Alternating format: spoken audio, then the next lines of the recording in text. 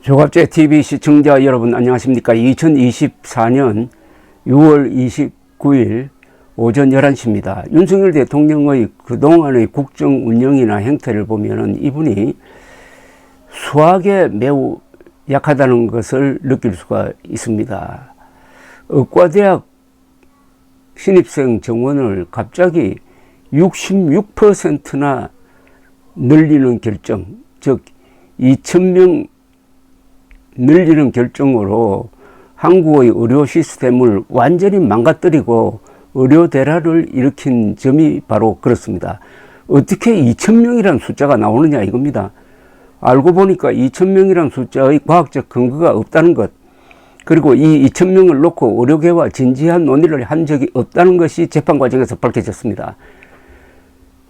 문제는 2,000명입니다. 황당무계한 2,000명이라는 숫자가 윤석열 대통령 입에서 나옴으로써 나라를 어지럽히고 있습니다. 또 하나입니다. 지난 6월 3일 느닷없이 동해 심해에 140억 배럴짜리 초대형 유전이 있을 가능성이 매우 높다는 발표를 했습니다. 아니 140억 배럴이면은 중동에서나 그것도 몇십 년에 한 번 발견될까 말까 한 초대형 유전인데 그게 동해 심해에 잠자고 있다고요?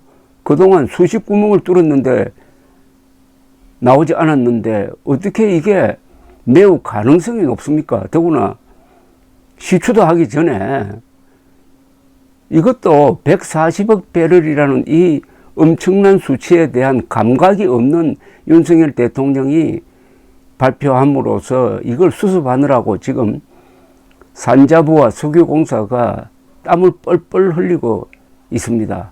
140억이라는 숫자, 2,000명이라는 숫자에 대한 대통령의 착각, 착오 또는 오판? 그런데 또 어떤 문제가 하나 불거졌습니다. 이 문제에 대해서 이준석 개혁신당 의원이 페이스북에 이런 글을 올렸습니다. 그것부터 우선 소개해 드리겠습니다. 이준석 의원 페이스북입니다.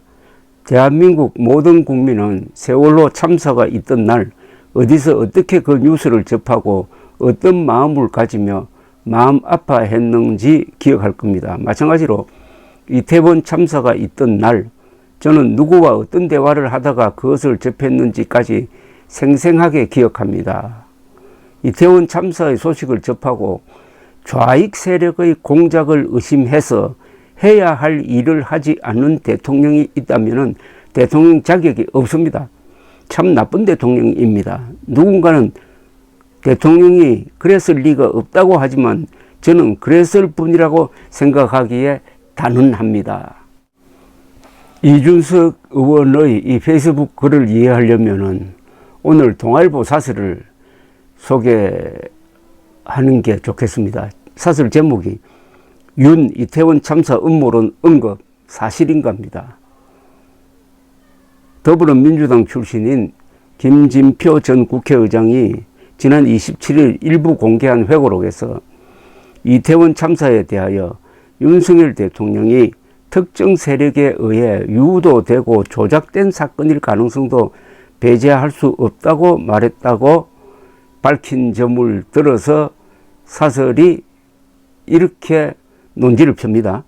대통령실은 국회의장을 지내신 분이 대통령에게 독대를 요청해 나눴던 이야기를 멋대로 왜곡해서 알리는 것은 개탄스러운 일이라고 반박했지만은 민주당 인사가 같은 내용을 전해 들었다고 어제 추가로 주장하면서 파문이 커지고 있다고 사설이 전했습니다. 이어서 김 전 의장의 회고록에 따르면 대통령의 이 발언은 참사 발생 한 달여 후인 2022년 12월 5일 국가조찬기도회 이후 독대하는 자리에서 나왔다. 김 전 의장이 이상민 행정안전부 장관은 정치적 책임을 지고 사퇴해야 한다고 하자 대통령이 조작 가능성을 언급하면서 그럴 경우 이 장관을 물러나게 한다면 억울한 일이라고 했다는 것이다.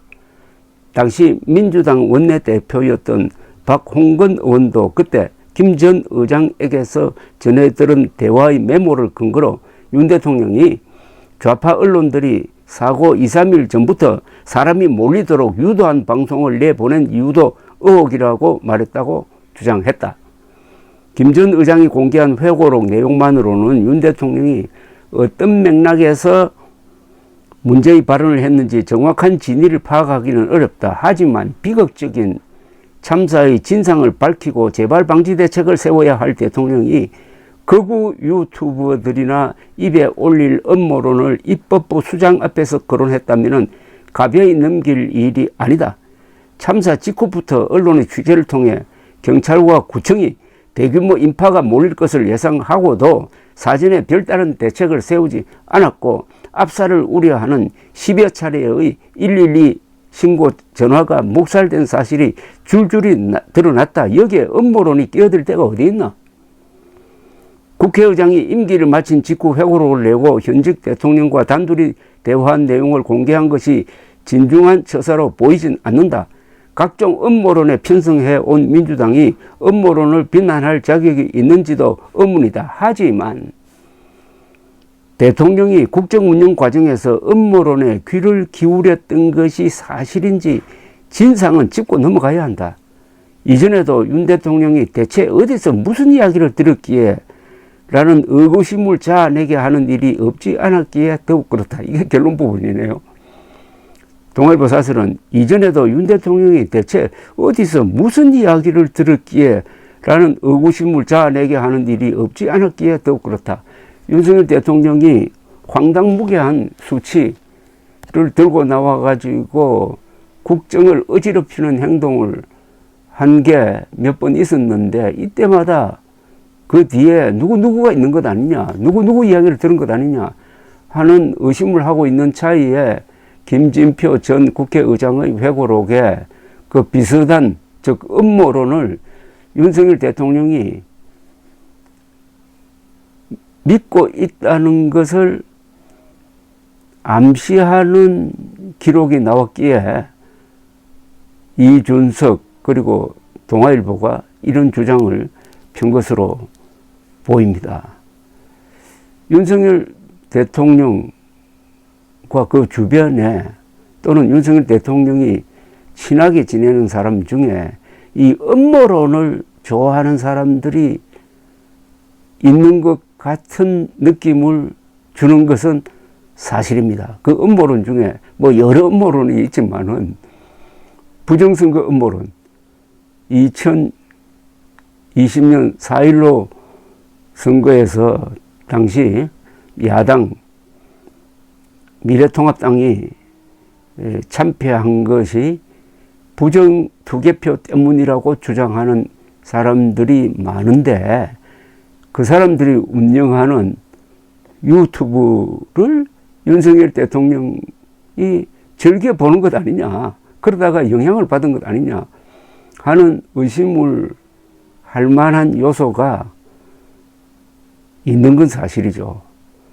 그것과 견주어서 이태원 압사 사고도 이게 음모론으로 접근한 것 아니냐, 좌익이 사주를 해서 그렇게 된 것 아니냐 하는 생각을 윤석열 대통령이 갖고 있어서 이상민 장관을 계속 보호하면서 왔다.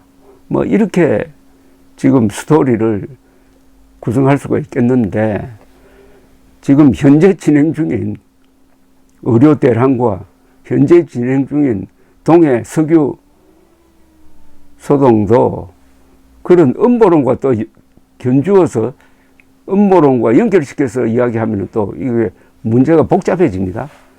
어쨌든 윤석열 대통령이 사법시험 구술을 한 그 끈기는 이해를 하겠는데